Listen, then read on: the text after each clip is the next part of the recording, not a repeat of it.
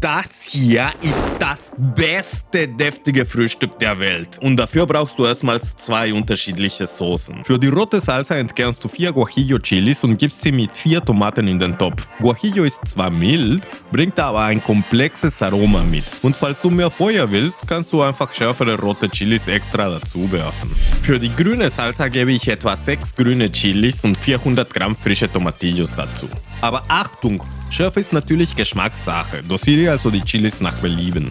Und falls du keine frischen Tomatillos findest, tun es auch welche aus der Dose. Diese integrieren wir aber später ins Rezept, da sie bereits weich sind und ihre säuerliche Note behalten. Wenn du aber doch frische Tomatillos auftreiben konntest, holst du sie nach etwa 7 Minuten aus dem Wasser heraus, damit sie nicht bitter werden. Die restlichen Zutaten dürfen noch 7 bis 10 Minuten köcheln, damit sie die Aromen richtig entfalten. Danach wandern die Guajillo-Chilis, die Tomaten und eine Handvoll Koriander in den Mixer, zusammen mit 2 Knoblauchzehen, einem Viertel Zwiebel und etwas Kochwasser.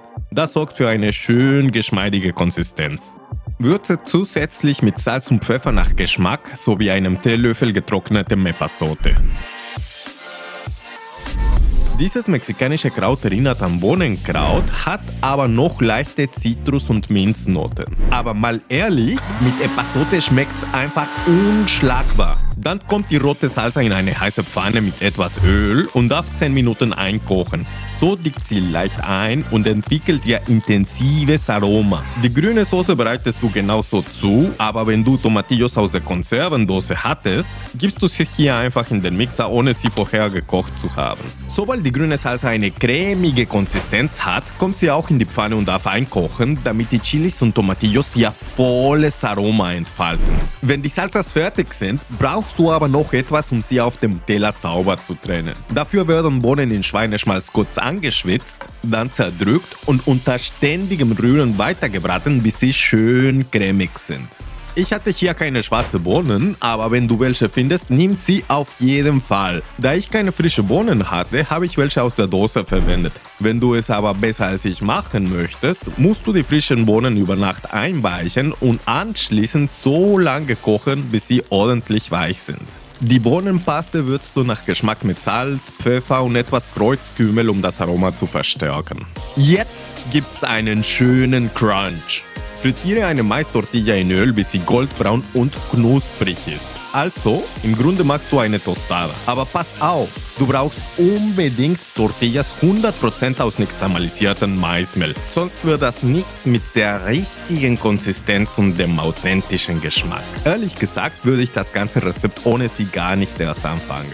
Schneidest du anschließend die Tostada in Viertel, hast du 4 Totopos, die sich perfekt zum Garnieren der leckeren Bohnenmousse eignen.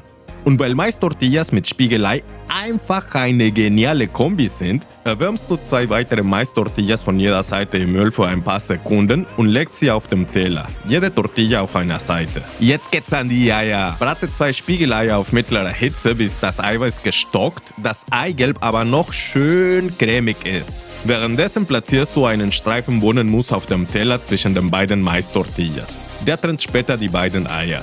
Sobald die Eier fertig sind, legst du sie auf die bereits frittierten Tortillas. Dann tränkst du das eine Ei in der grünen Soße und das andere in der roten.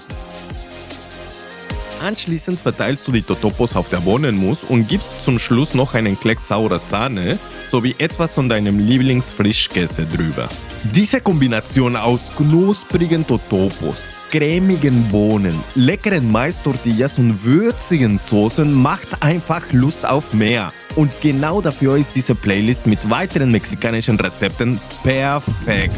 Klick rein und hol dir noch mehr mexikanischen Geschmack. Ándale!